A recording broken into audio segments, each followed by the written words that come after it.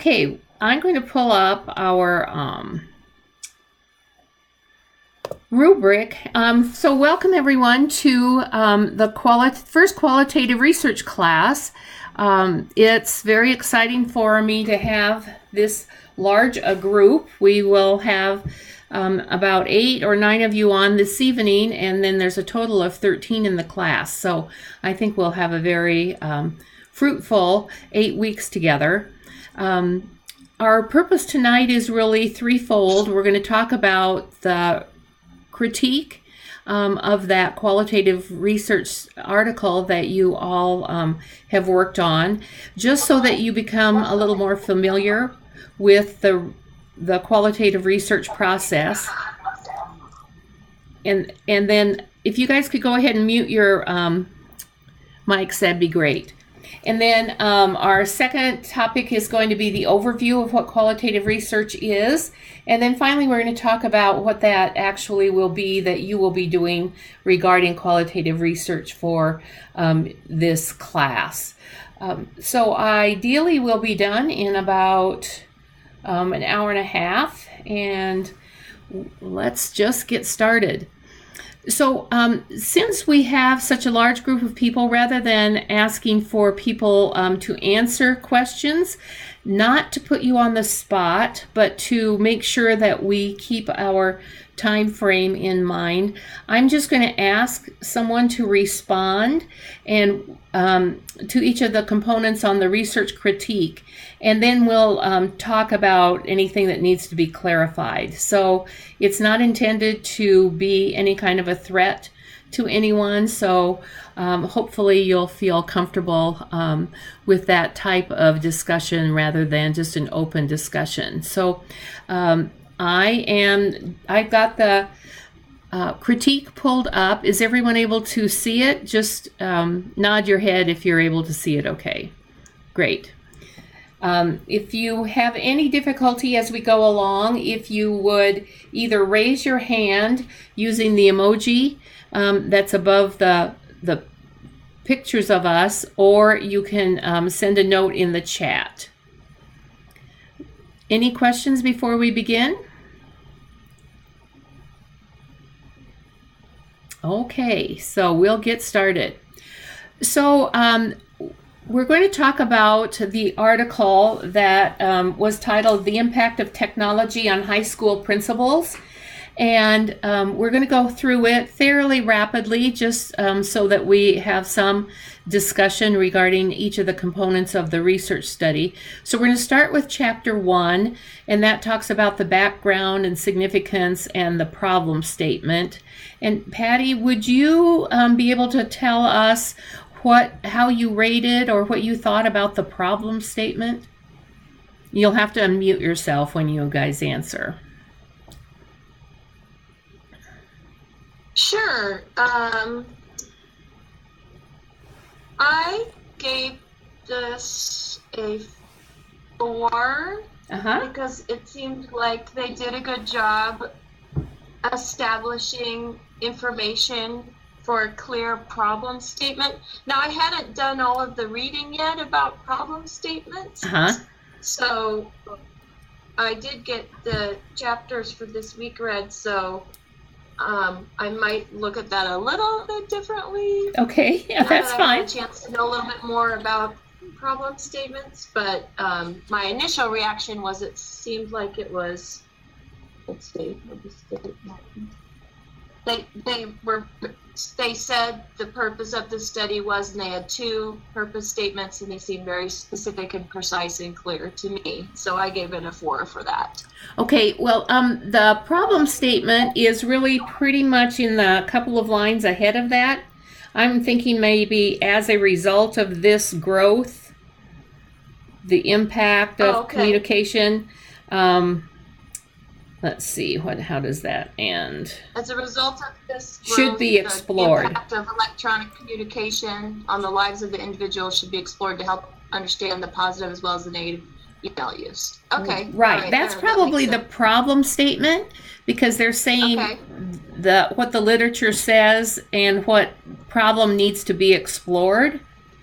And then you're right. We'll go ahead and then look at the purpose, and that's very clear with the A and B part underneath that. So these are both on page, the first page of the article. So did anyone else have any comment regarding either of those pieces, either the problem statement or the purpose statement?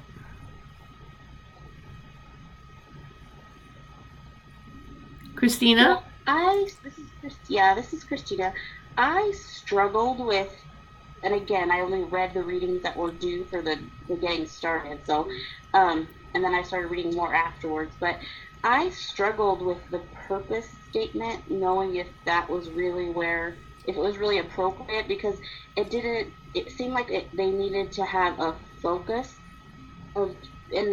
like just leadership or something really concrete according to the book.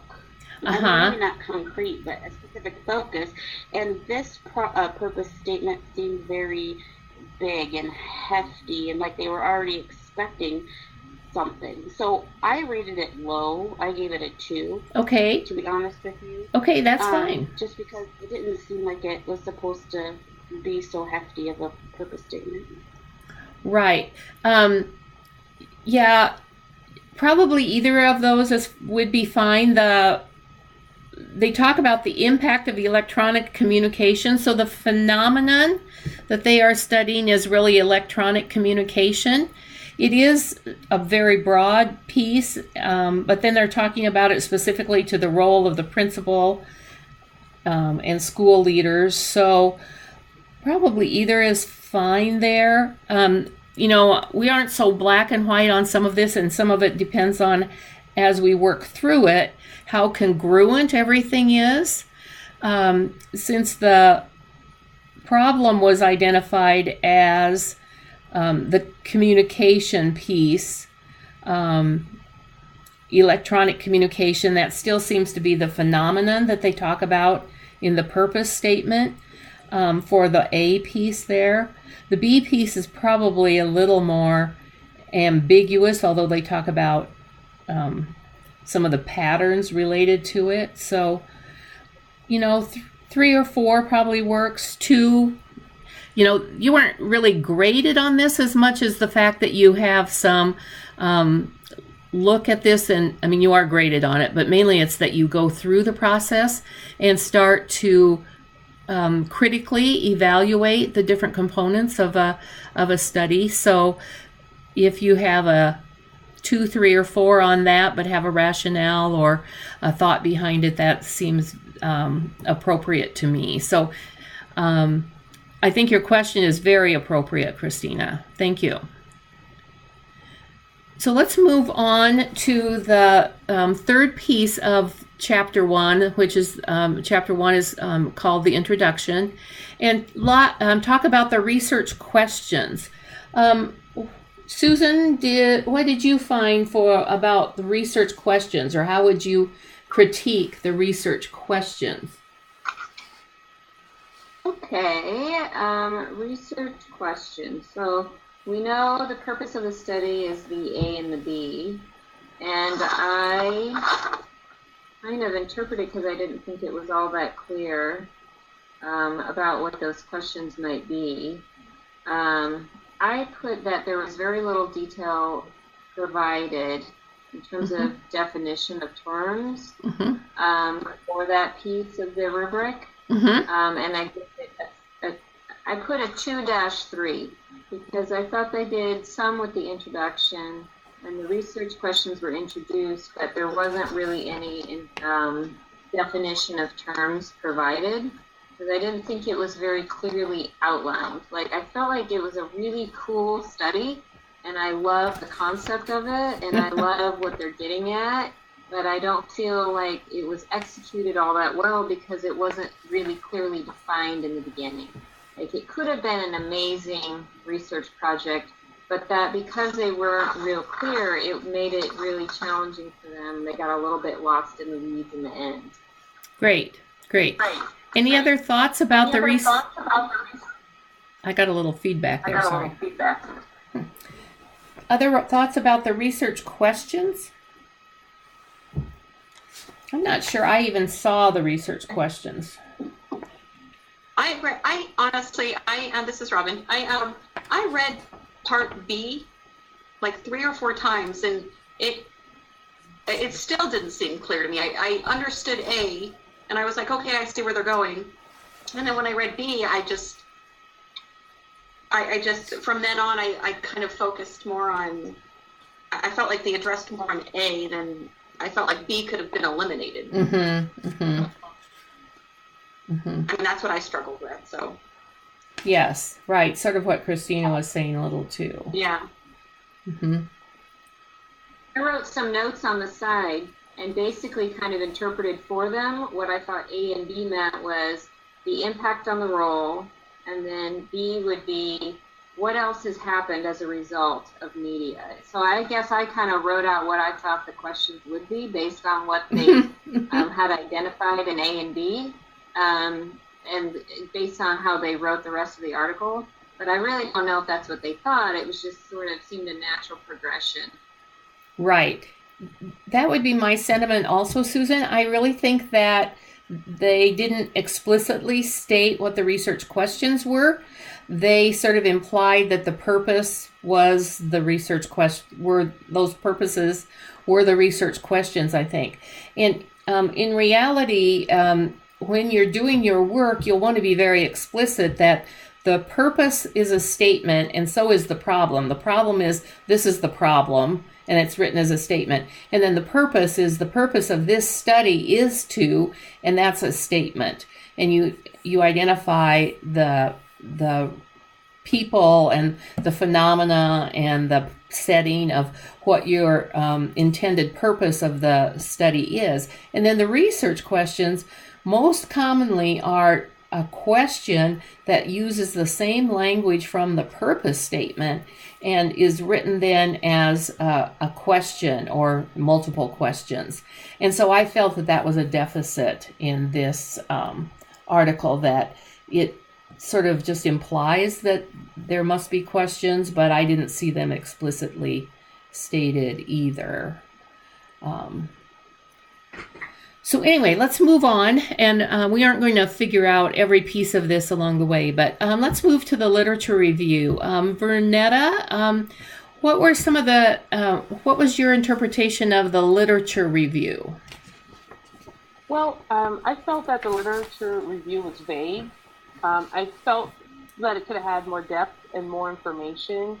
I feel that the author did such a great job with the research. However, the information to back up the purpose and the research questions were missing. Mm-hmm. To give us more information as to why we're reading this or where is the findings coming from. I felt that on page 277, the one sentence where it stated amount of time on the first paragraph, the amount of time to respond to electronic communication and an exploding amount of information is not required. This requires more time of the computer. And I felt, well, why? Or how do you know that? How do you know that it requires more time of the computer? What other research has been done that states that? So I thought that that was very assumptive. And then I wanted to know more about the phenomena. The first sentence of the second paragraph, I wrote what? The unanticipated consequences of the phenomena. Well, what is the unanticipated consequences? So I felt like that was clear. I would have added more meat, and then I would have backed it up with more references. Mm-hmm. Right. So that's a great thing to point out, Vernetta, is that lots of times, especially in first drafts of things, I find that researchers make some assumptions and make statements as if they were fact many times, either in the background and introduction part or in the literature review, and really they should all be sourced. So I agree with you. The one thing that happens when people publish an article is that there is generally a limitation to the number of pages or number of words that can be included. And so sometimes we see that as a sort of a limitation of an article that we read in a published work. So but that means that we have to be that much clearer if we're having a short amount of space or time, words to include. That means that we need to be very succinct and very clear in the literature that we include. But all things should be sourced, and making predictions is always a little iffy. That's what your research questions should be, really, rather than statements in the literature as if they were fact. So I'm totally on board with you for some of that. And then in some pieces, they gave a little more depth under the, like, school leadership a little bit and the networking, but not very clear in most instances. So thank you, Vernetta. How about the theoretical framework? Jen, what did you think about the theoretical framework?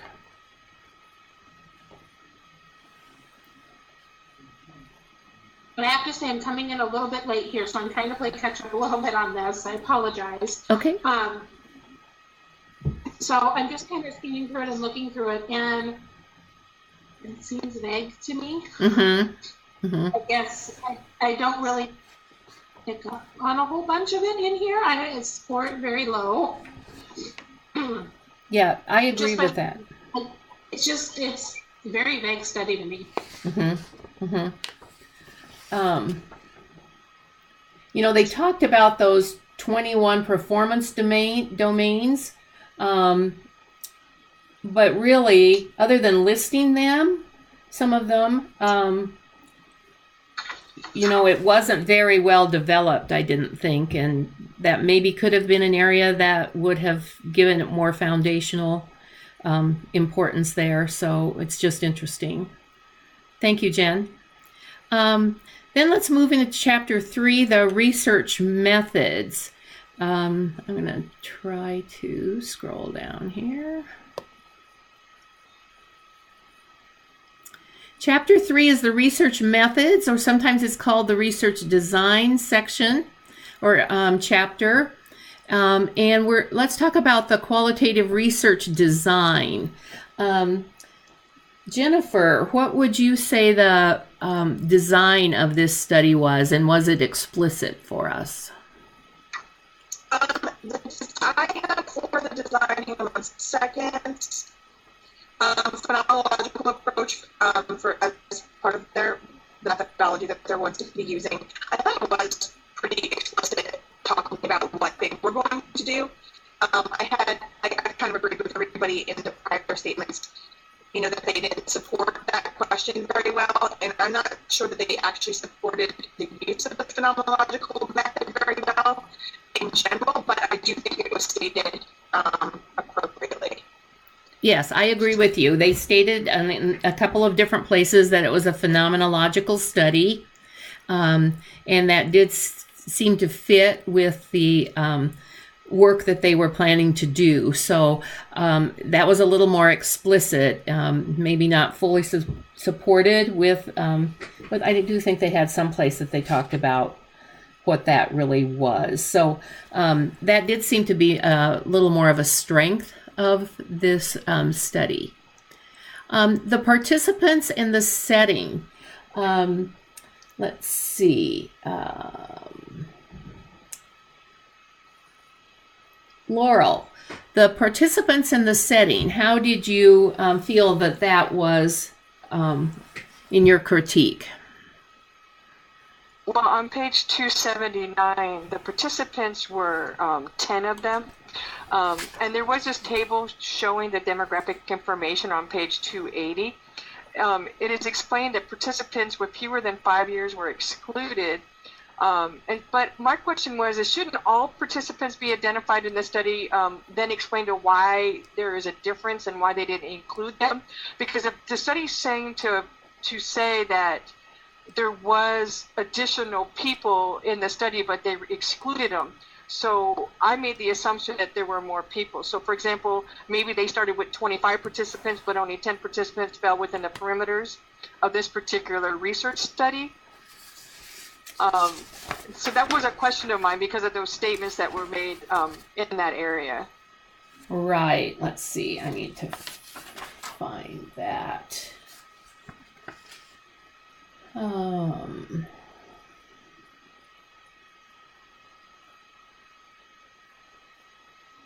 thought I underlined it, but I can't seem to find it. I know.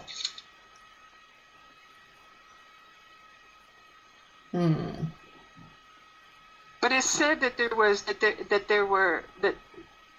was exclusion. Yes.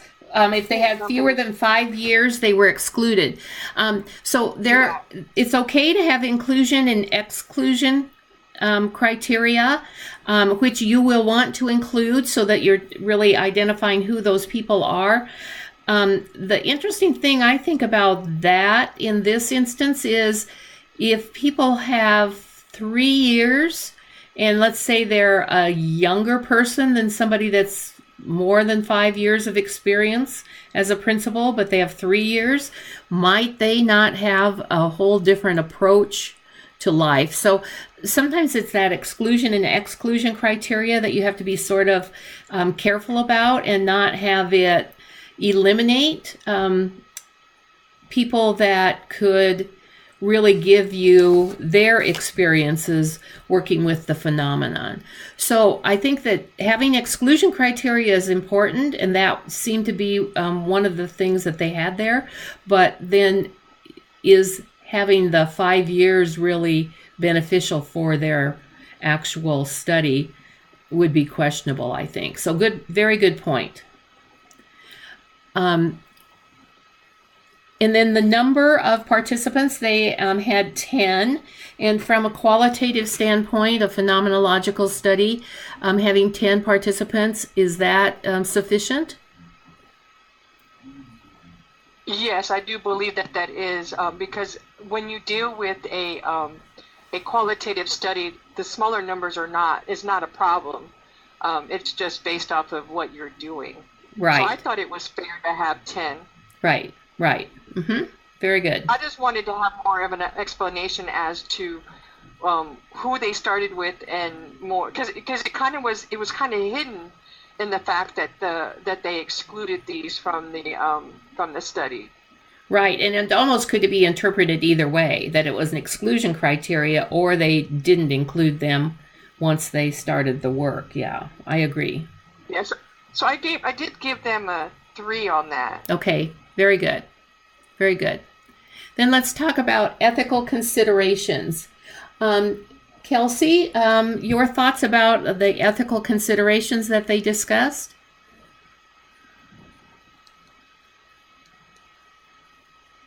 And you'll need to unmute yourself.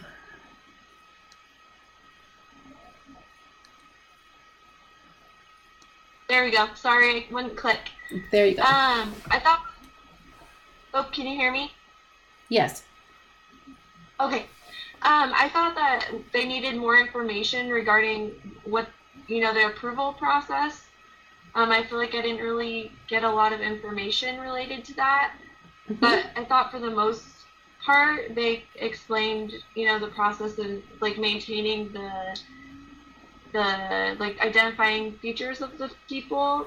The only thing I wasn't sure about, and I remember kind of reading about age, but I didn't know some of the participants they gave specific ages for, and I didn't know if that was, I don't know, to me that kind of seemed, and I don't know, I guess I feel like they could be identified easily by certain people if they know their exact age, but I wasn't really sure about that.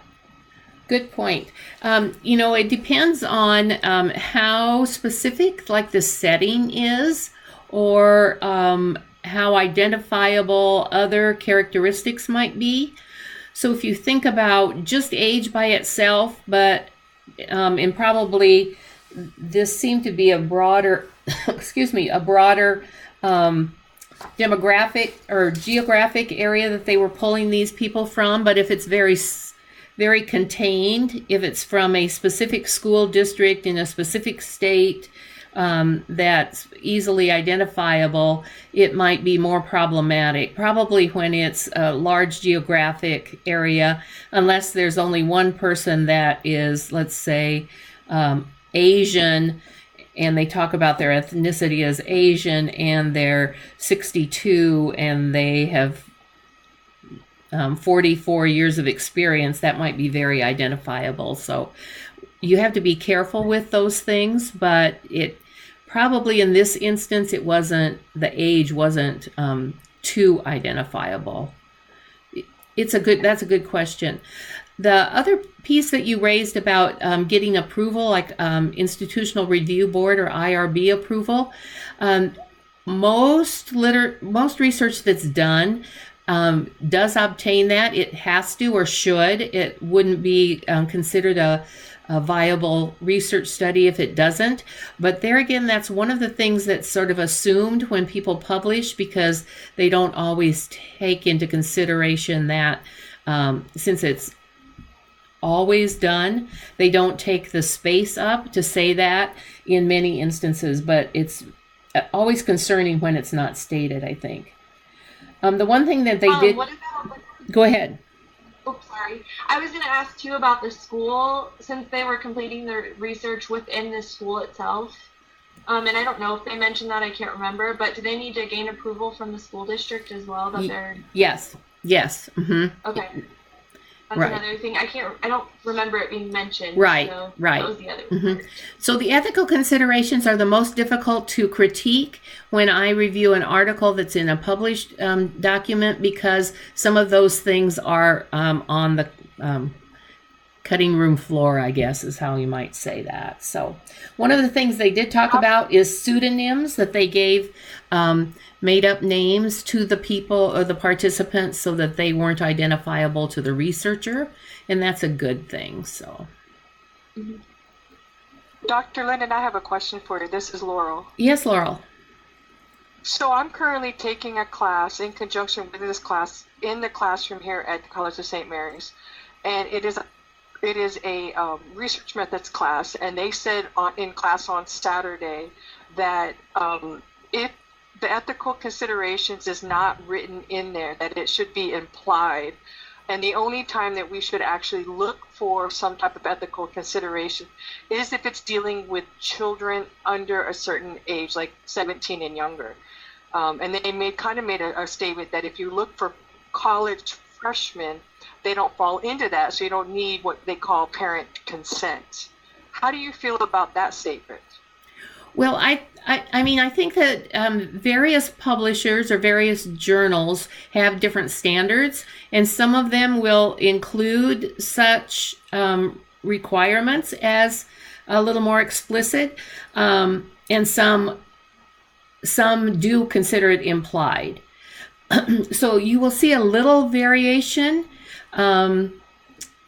The age piece is interesting because lots of times what we talk about is if it involves vulnerable populations, and that can be beyond the child age, but it can be, say it's people that are have a mental health issue or something like that, or a disability of some kind, where they don't have cognitive function that's considered adequate. So those instances, you're probably more likely to see it where you're protecting the vulnerable population. There it would be more likely that you would expect it to show up in a journal article. But you will see other journals that do want to see that briefly stated. And some researchers will submit it that way also, and then it just depends on what the journal editors decide about if they want that included or not. So it varies a little from discipline to discipline too, of what kinds of things you see in the articles.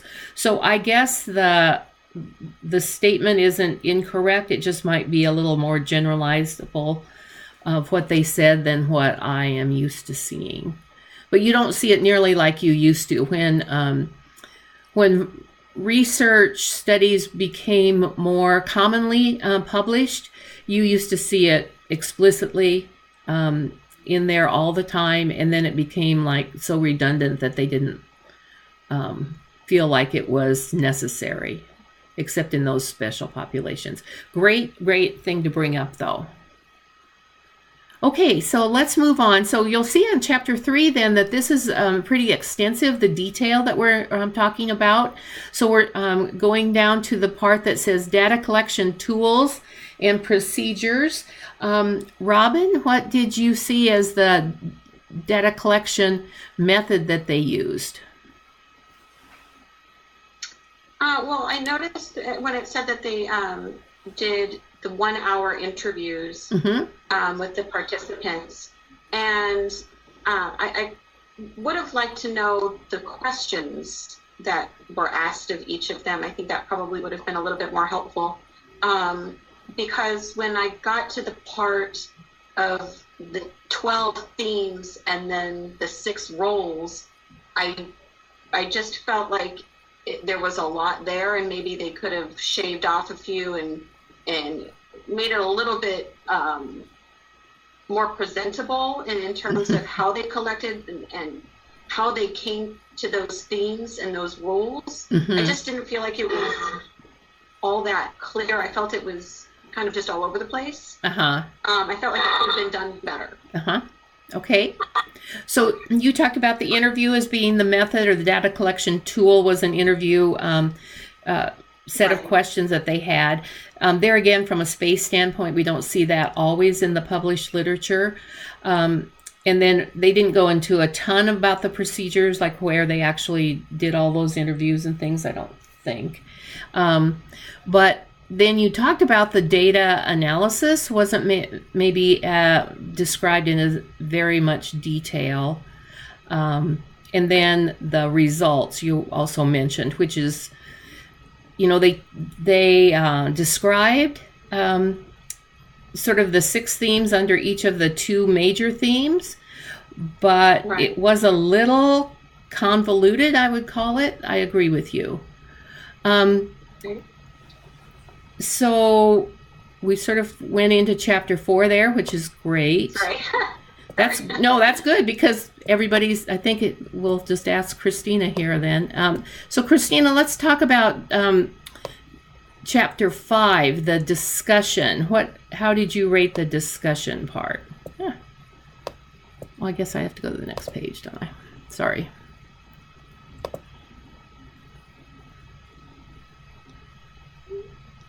Okay, let's see. I gave it, apparently I do this very harshly, so I'm glad people don't grade me very harshly. I gave it a 4. I said it was minimal interpretation of the results discussed in comparison to the literature present. I said there was interpretation, but that the literature that was related to the results, actually, I went through and was kind of searching to see who they referred to from their resources. And it was all up in that first introduction section, the people that they cited. And so that was weird to me. I was like, I didn't understand why they weren't pulling from their literature, at least in my mind. I thought they would have done a review of literature and tied it back there as to what they found and tried to connect it all together. I mean, maybe from the introduction they would pull that down too, but there wasn't much that tied it all together for us, at least from my perspective. Right. I agree with you. They did some interpretation, but there was no comparison to the literature at all, which is one of the cornerstones really of qualitative, because with quantitative, the results are numeric, and you still want to compare it to what has previous research has found.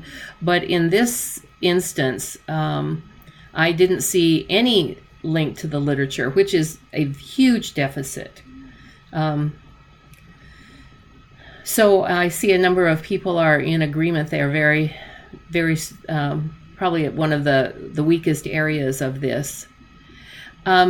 Conclusions and recommendations. Did anyone have a thought about that they would be willing to share?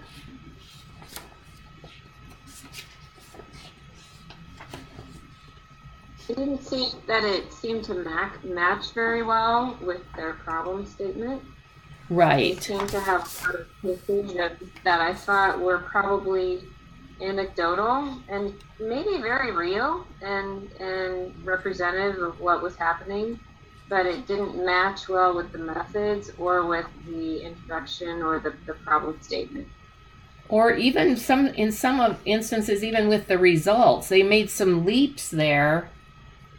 Yeah. I had a question like, did they really study this? I mean, it was almost more their judgment statements of what they, in some instances. So I agree with that. So we're going to just stop talking about the actual critique process here on the rubric.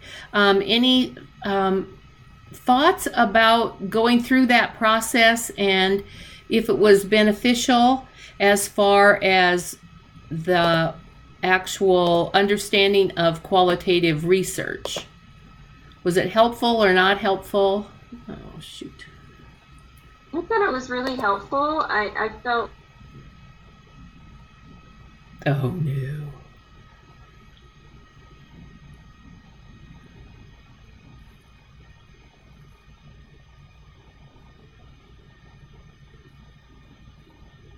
Sorry. Go ahead.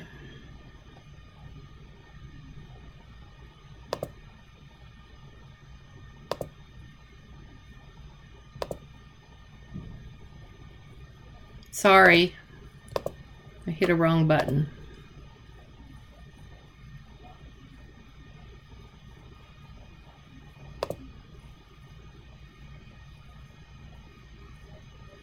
I lost my mic.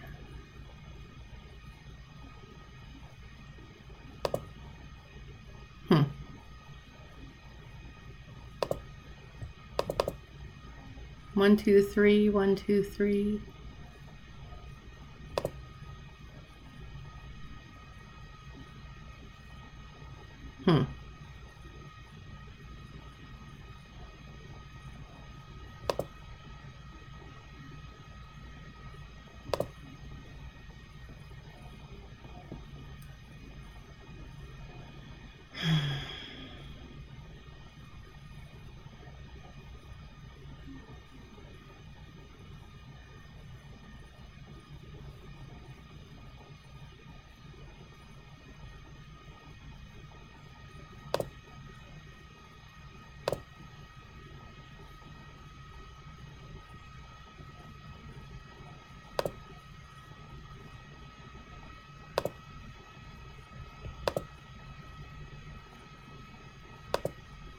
Myself, is this correct?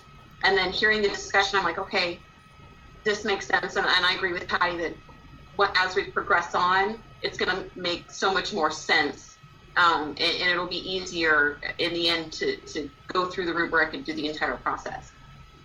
Good. I lost myself there for a minute, so I think I'm back. So I'm glad it was beneficial for those of you who thought so. And let's see. Any other last thoughts before we move on?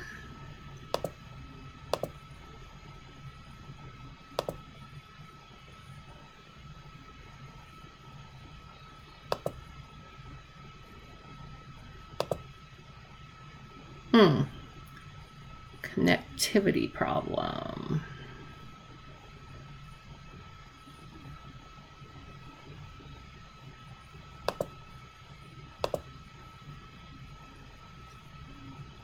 Okay, I'm going to try to get this next set of PowerPoints up.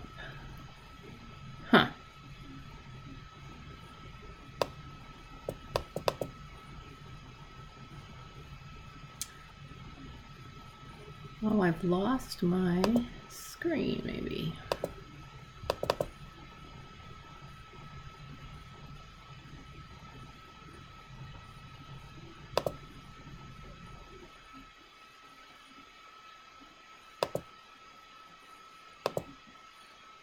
So sorry.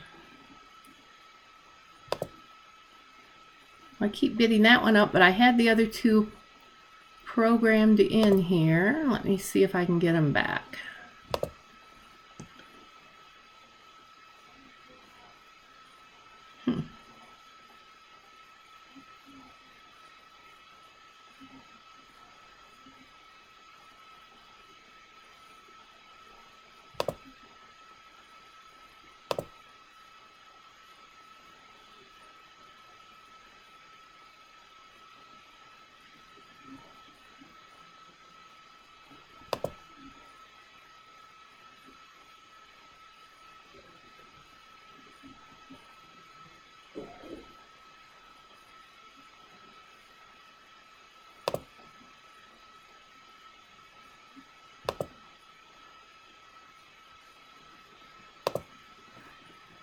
Well,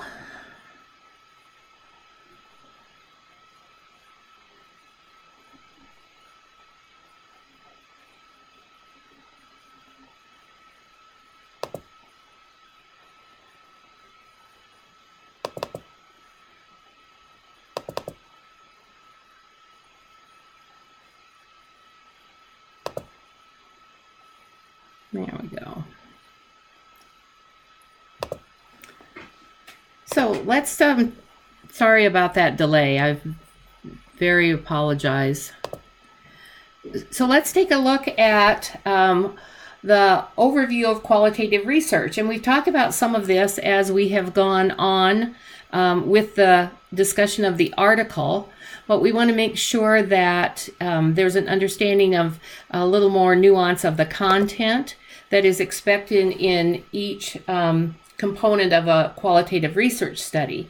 And so if we think about qualitative research in general, it's really the story of people who have experienced a phenomenon. And so if we think about that, it can really be anyone that can be involved in a research study that is qualitative in nature, because it's what they've experienced about a particular idea or concept or phenomenon. And so we're going to talk a little more detail then about what makes the qualitative study an actual qualitative study.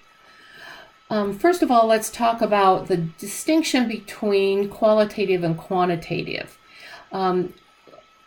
So we said that it's qualitative is describing the lived experiences or otherwise their perceptions, how they perceive the world would be another aspect of qualitative, while quantitative is the numerical data. And lots of times people have much more experience with quantitative research.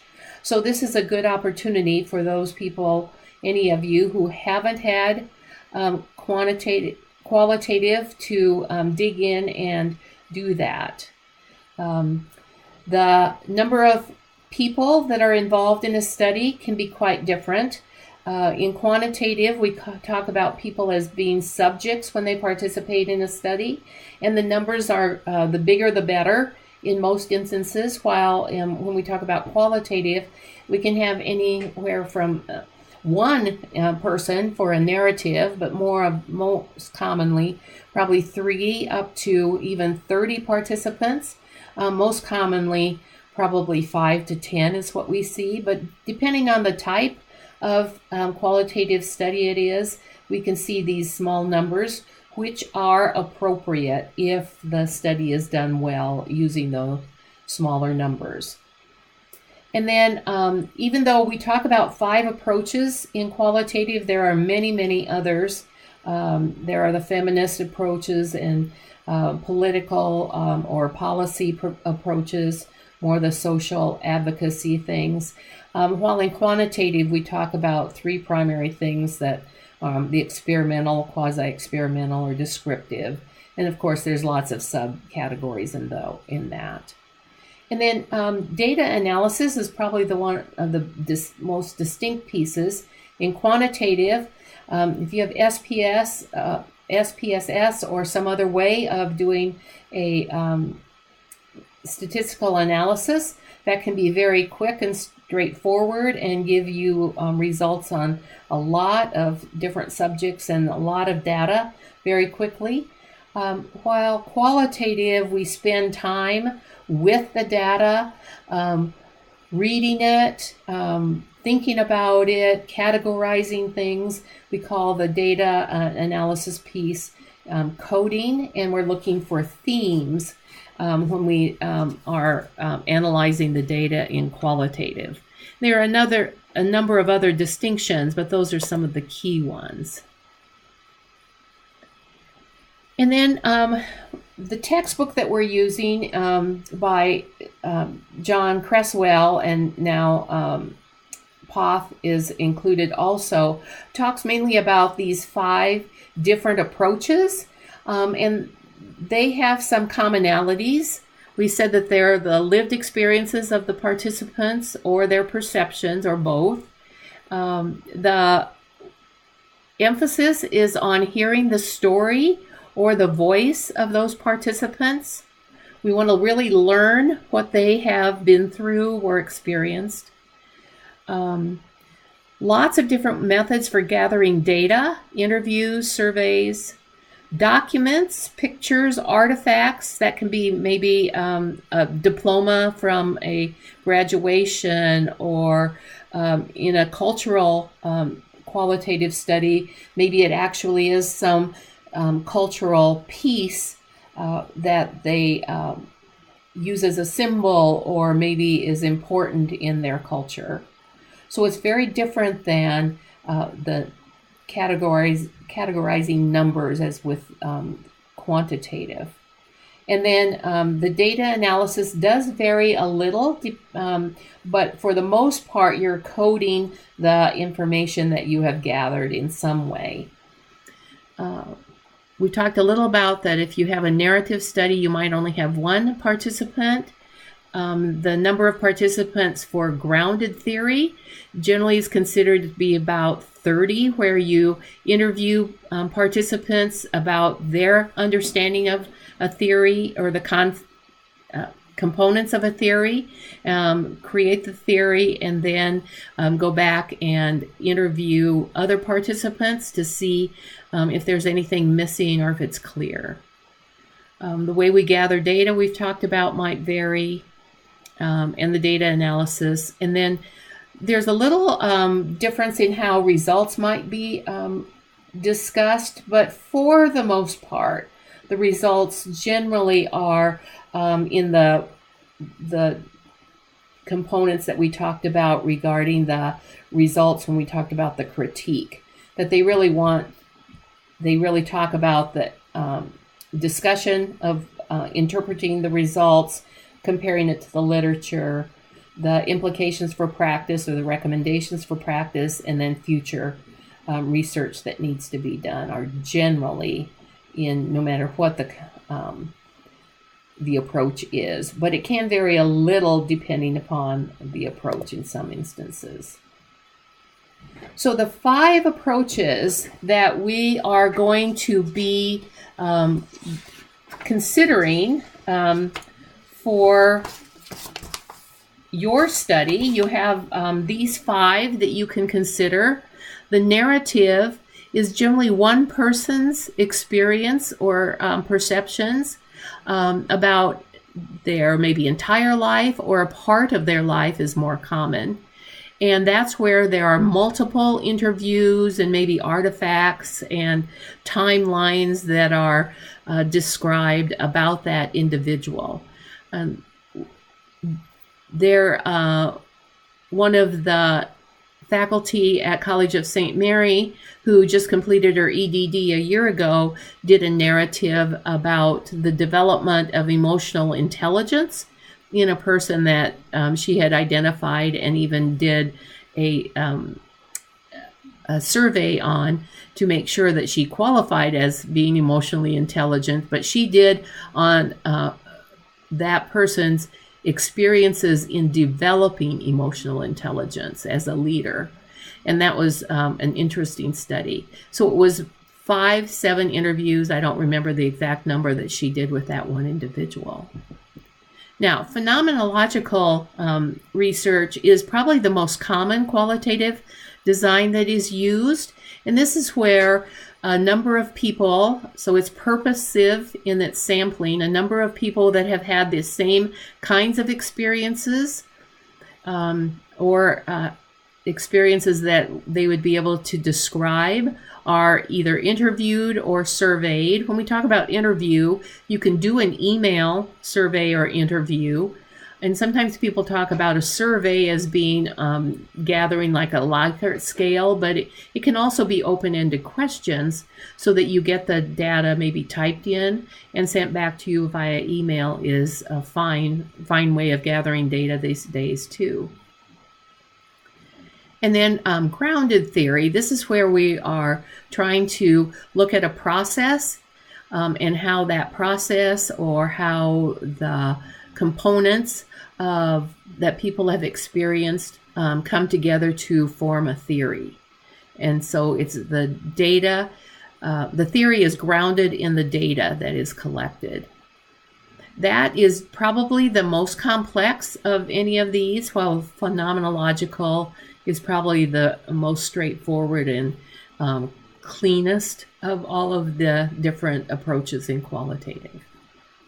Ethnographic is considered looking at the culture of people that have shared that experience, and it can be a subculture. It doesn't have to be related to ethnicity or a geographic region. It could be, Laurel, I was thinking of you when I was looking at these slides, that a subculture of the first generation students would be maybe those first generation student athletes, that could be an ethnographic study, interviewing some of those and looking at that sort of subculture. So that's just an example of sort of a unique way of looking at a culture. And then a case study is where maybe there's an event.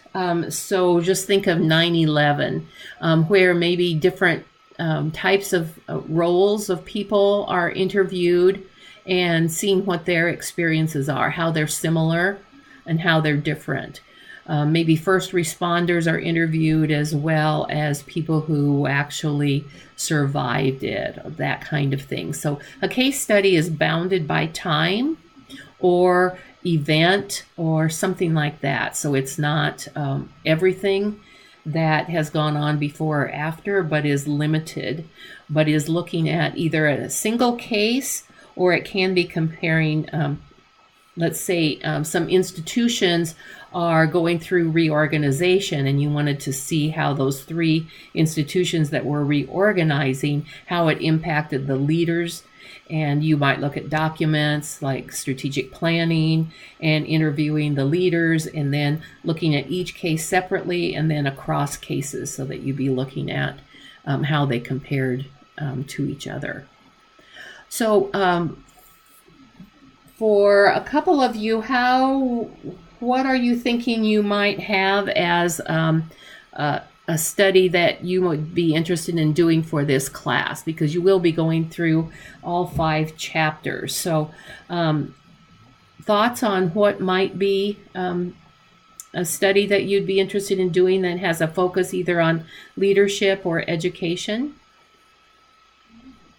This is Vernetta, and I was just thinking a case study might be a good approach for my focus on retention, because I could possibly do it. I was talking to somebody at one of the colleges saying that they also look at retention by each class, by each quarter, to see what is the success rate of students being retained from the start at the beginning to the end, actually successfully completing. And maybe that's something I could do across different universities for a quarter. Interesting. Anyone else?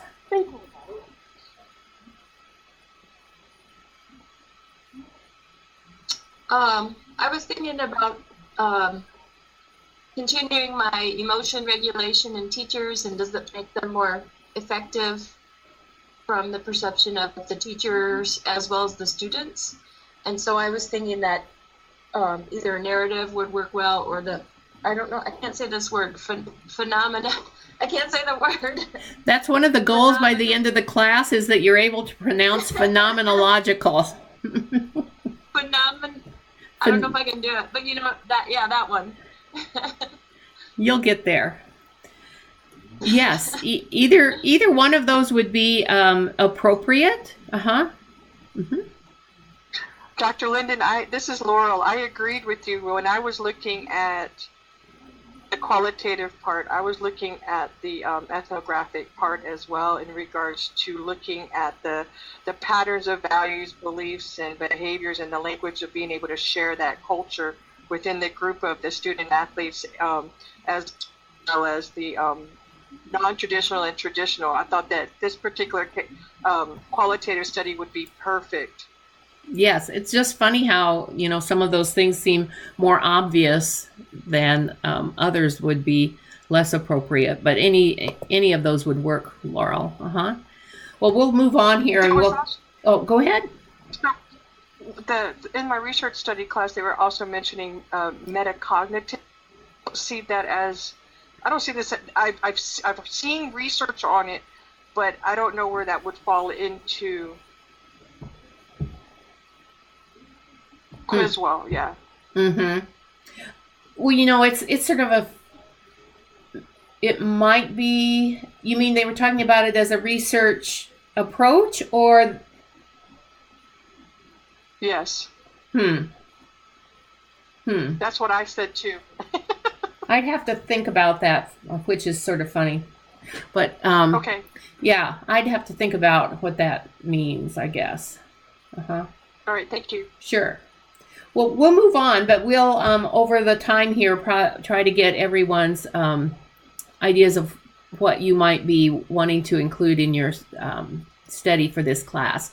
So, as probably is obvious by now, we have the 5 different chapters that comprise the qualitative even quantitative research process. So we'll have the introduction, the lit review, the research design, and the results, and then the discussion. And I'm going to have, we'll be going in depth on each of these as you do the chapter, but this is just a sort of a synopsis of what's included in each chapter. So in the introduction, as we talked about with the rubric, the background and rationale from the literature. So if you have done some literature review already in another class, you can use that. Otherwise, you would want to start gathering some literature on the topic that you're interested in. But you want to have a clear problem statement that comes from the literature, the purpose of the study, and then we'll talk about the types of research questions in a minute. And then operational definitions. The operational definitions should be a clear description for your study of what each of the words in the research questions mean. And then limitations, delimitations, and assumptions. Although it'd be nice if every study was 100% rigorous and was able to do everything possible right. There's sometimes some areas that we know are limiting, and you'd want to include those. So the problem statement would look at current research, maybe other disciplines, how they use what their research has shown, and we don't, though, maybe in quantitative research we have results that are statistics, but we don't really understand what that means, and so we'd want to maybe interview people that have had similar experiences to find out more detail about that. And then we've talked about the purpose. That should say what we're going to study, who is going to be involved and where. And then the research questions for a qualitative study, rather than having research questions that are hypotheses included with them, this would be like an umbrella question or an overarching or central question, and then sub-questions that the results lead us to answering that central question. So there might be 2 or 3 sub-questions, up to probably 6 or so. 5 or 6 is considered probably the most extensive for a qualitative to gather the results that would answer the central research question. So that the sub-questions, maybe there's a sub-question about a component of the phenomena, and then another component of the phenomena, and then maybe about the participants themselves, their experiences, and then how does that answer the overall central question. The literature review, looking at the historical aspects of the phenomenon, current research about it, other disciplines, theoretical framework, and then visualizing those, the relationships among those concepts can be important in helping understand. And that should all flow from the research question. The research question is always central, or the research questions are central to everything about the study.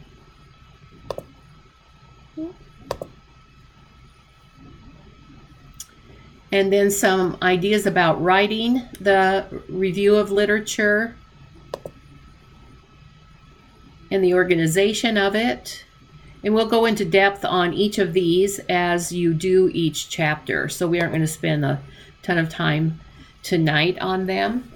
But as you could see in the rubric, the chapter 3 is really pretty detailed. I consider it sort of a recipe or the procedures of what you're doing to actually conduct the research. But chapter 3 talks about it more as the plan. This is what you're planning to do.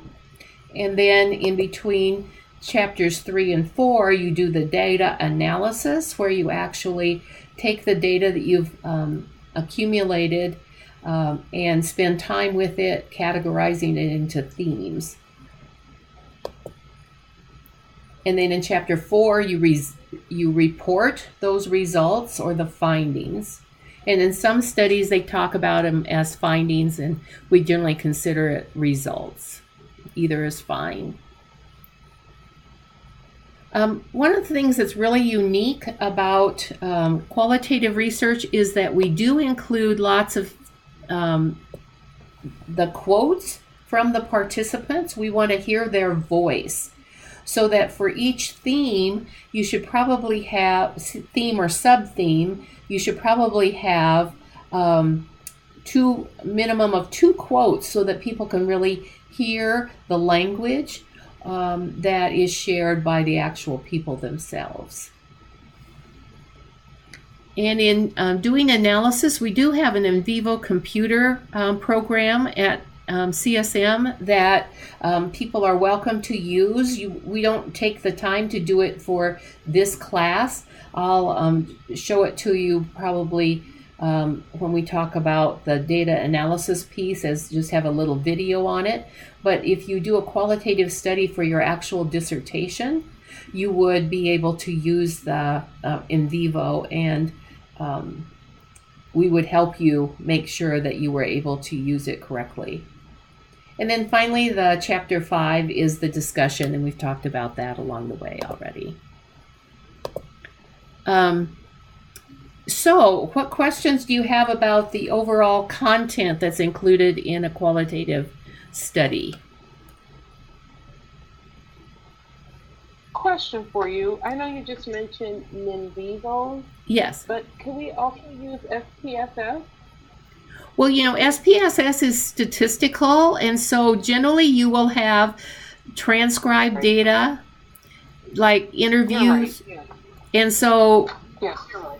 Yeah, and so SPSS is available for the quantitative piece, but the qualitative piece is the program that we provide is in vivo. There are others, and sometimes students have access in their own institutions to different things as well.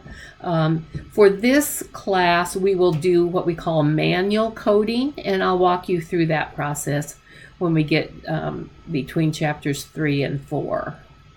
Good question, though. Other questions? Okay, so let's look at how you are actually going to be responsible for doing this for this class. So let's begin. We're going to pull up this other.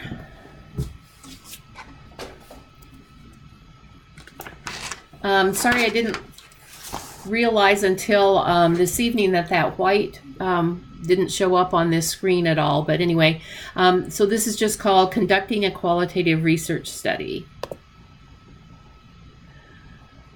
So let's talk about a couple of problem statements that you might actually be interested in pursuing. Somebody that hasn't talked about the type of study that they, or the type of qualitative design that they might use. What are some of the things that you're considering for a problem statement?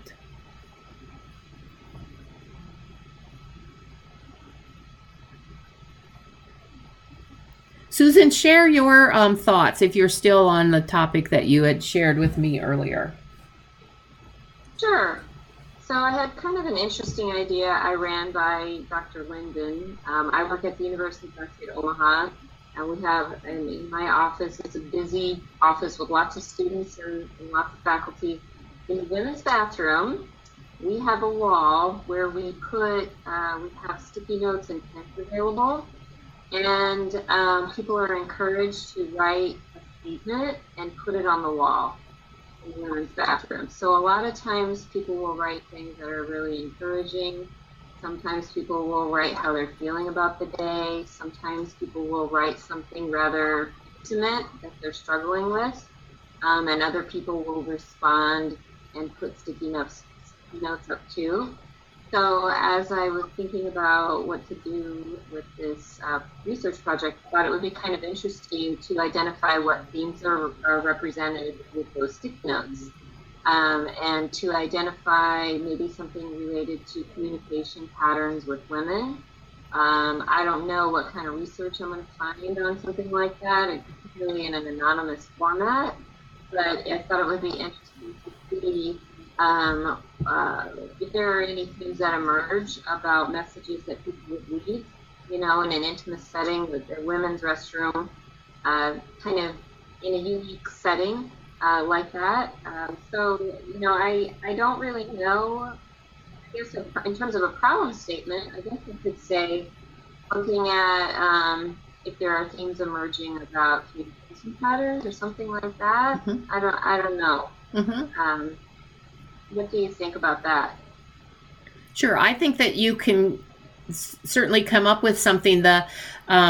You might just start exploring the literature and see what it says about women supporting women or communication between women.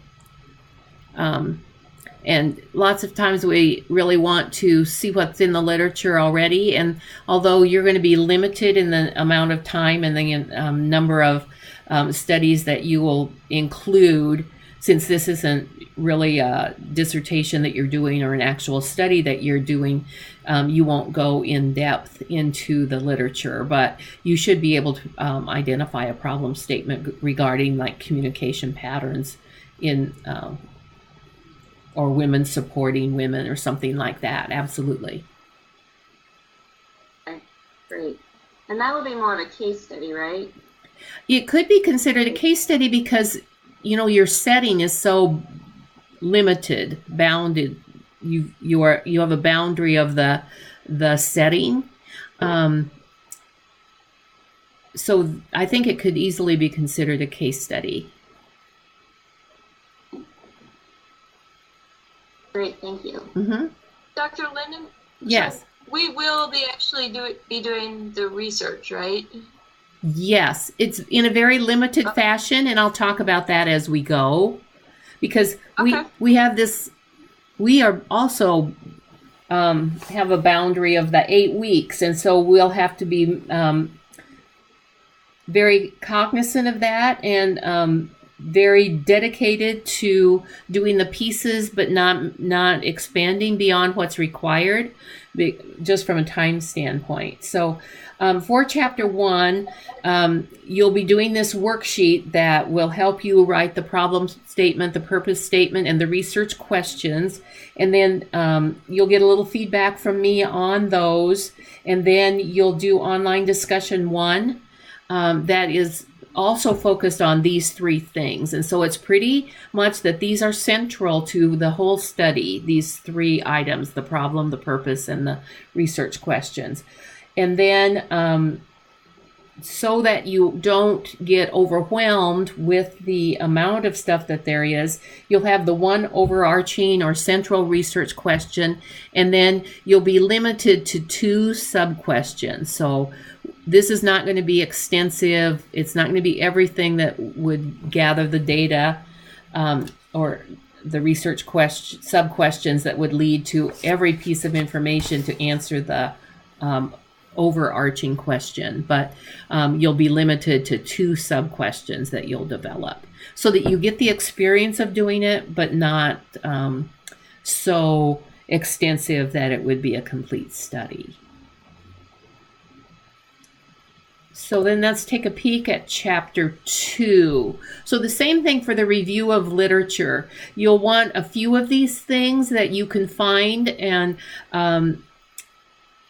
this just helps paint that picture of what already is out there, but you are not going to do a full-blown, when we have you do your dissertations, you're looking at 150 articles that you generally have in your references. And in this instance, you'll be looking at 6 to 8, so that you have just a very brief background information and review of literature. You will put those in the review of literature matrix, and you'll have an outline, and those are due right after Easter. So getting started on this worksheet this next week, and then the literature review, those things move very rapidly, and then have a draft of chapter 2 by April 5th. So these things, you'll turn them in, and then I'll give you feedback pretty rapidly, and then you'll turn them back in as a draft. One thing about chapter 2 is that you do want to look at what the major concepts are in your research questions, so that you keep focused on those main components, those main variables or concepts that are in your research questions. It's easy to get, I'd say, drift away from the research concepts if you allow yourself to. So you have to stay very focused on that.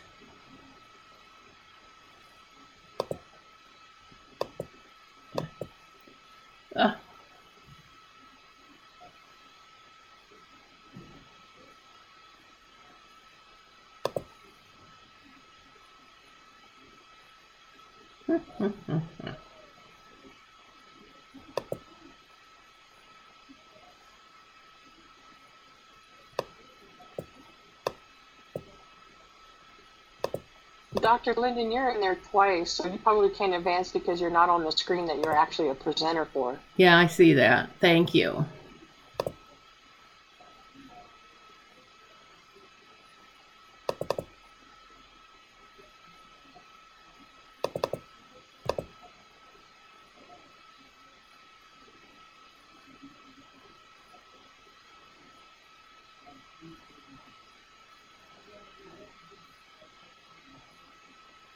I won't take it.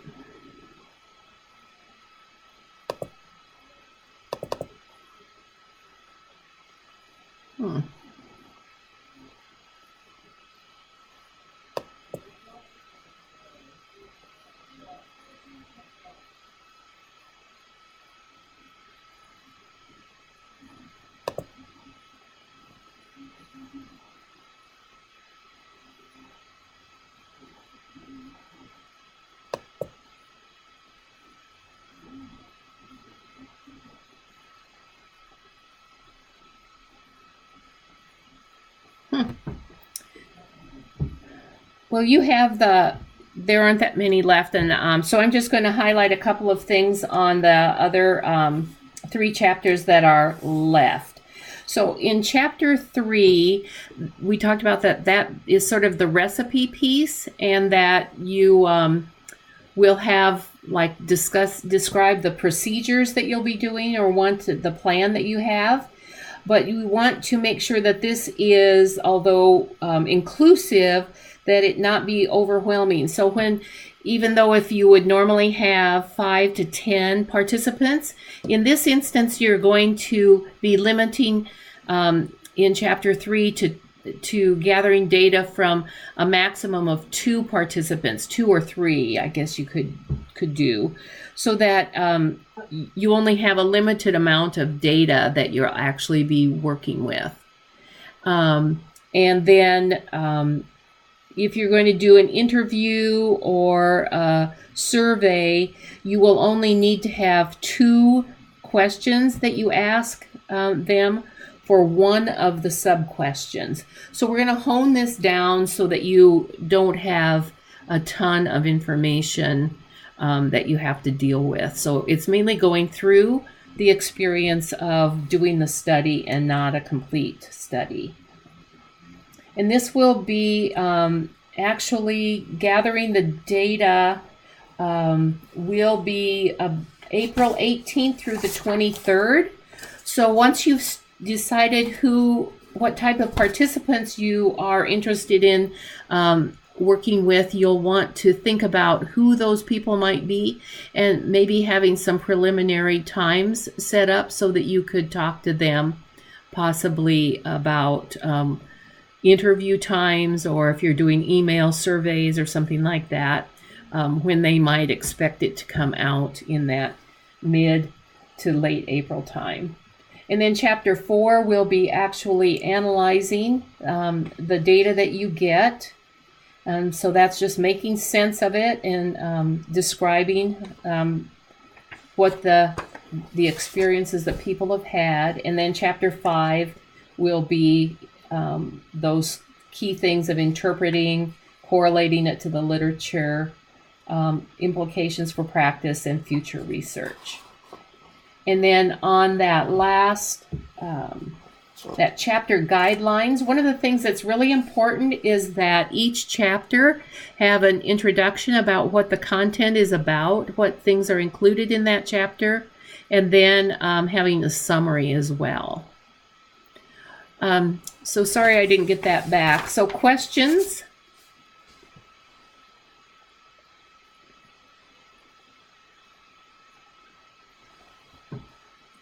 I have a question for you.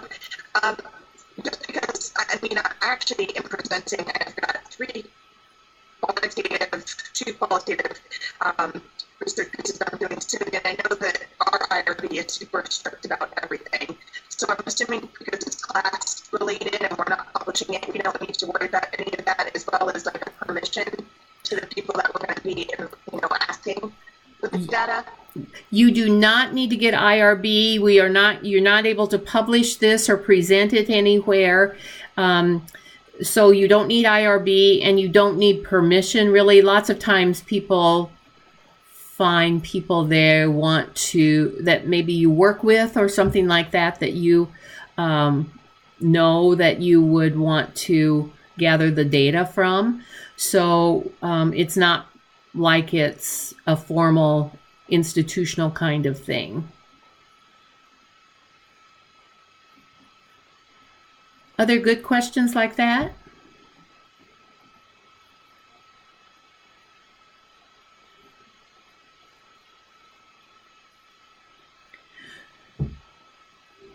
I have a question about Yes. how many participants do you expect that we'll be finding, or does that depend on what our type of study it is that we're doing? Well, we're going to have you limit it to about 2 to 3 participants so that you don't have so much data that you can't finish it in the time frame of this class. So really, 2 is sufficient. If you interviewed 2 people with 2 questions, just asking them 2 interview questions, it's mainly just to get a feel for the process. Okay. So if I That were, makes me feel better. yes. Oh, it has to be somewhat realistic. It's hardly realistic the way it is to do it in 8 weeks. So we have to keep it manageable. Absolutely. Okay, great. So if I were going to do a study with those of you in this class, one of the things I might consider doing would be having a research study about the lived experiences of students going back to class who were also working full-time. And if I had the whole class participate and asked all 13 of you multiple questions, I could have a lot of information to go through as far as coding it and looking for themes and categories and sorting it that way. So we'll try to keep it very manageable. One of the things as you are considering what topics you want to do your study on is that sometimes there's maybe something that you're considering to as far as a dissertation, and this can be sort of a little test case of that if you wanted to continue to build on it. So it might be that you've already gotten a little literature on it, or maybe from your one of your theory classes that there's a theoretical framework that you would want to incorporate. So this is a good time to just add a little detail to some topic that you're already interested in or thinking about building towards your dissertation. But that's not required for this class. So like Susan's sticky notes in the bathroom, it might be that she'll do her dissertation on that, but probably it is something that she's going to do for qualitative here. I don't know what you're thinking, Susan, for your dissertation that way, but so either works as far as the topic for your this class. Yeah, probably won't pick that for my dissertation, but it might be fun just to kind of see what's going on in the bathroom. Yep. Other people's ideas of what they're interested in, or a question about a topic that you are considering, and thoughts about that? Hi, Lois. This is Chippen. Yes.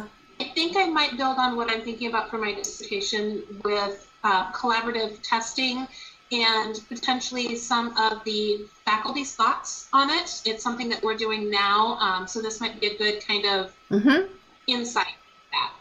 Very good, yes. And this would sort of be a test case of, what works and what didn't work with it. And right. One thing you want to consider is that you don't want to use up people that you might really want to use for your dissertation work if you're, so when I talk about people you want to sometimes say, okay, I'm going to save those people because I would consider having them as part of my dissertation.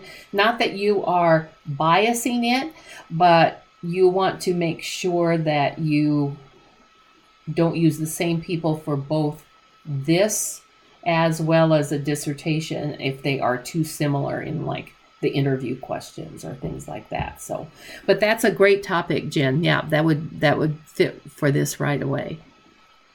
Sounds good. Thank you. Anything else? Yes. This is Kelsey. Hi, Kelsey. I'm kind of stuck on mine, but I also kind of want to take a route with what I want to do for my dissertation, or one of the ideas. And it's looking at like hands-on experiences in school, preparing OT students for level 2 fieldwork. Yes. And I was thinking about interviewing current level 2 fieldwork students in their first level 2 rotation about how they're, like, if they felt prepared or if they felt they had enough hands-on experiences to prepare them. Is that sure? That's great. Like a good direction? Absolutely. Okay. Absolutely. Yes. Okay. That's a good fit. Okay. Thank you. I have one just to run quite quick, and that would be I'm occupational therapy too, but looking into multi-sensory curriculums for pre-K through like elementary school kids, and whether those are more effective for my dissertation. So I was thinking about getting some insight from some local teachers on whether they feel that there is a difference between multi-sensory curriculums and the curriculums that are going on Sure, definitely. Very good. So I get a sense from the discussions that we've just had and the questions and the ideas that you have for topics for this that you're getting a grasp of what qualitative research is. And so that will help. And so we're going to move forward then and make sure that for each chapter, there's going to be a module. And those are not all up yet, but they will be up in time for you to use that information and to keep the flow going for these next 8 weeks. And then you will actually turn in a paper for the qualitative study that you do at the end of the course. And then that last week, you'll also present to the class a short presentation on the study that you did. Any other questions?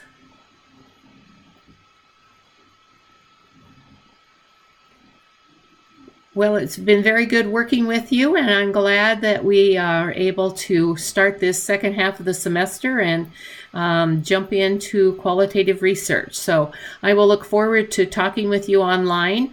Don't hesitate to contact me, text me, or email me if you have any questions at any time. I'm very open to working with you individually as well as through the coursework.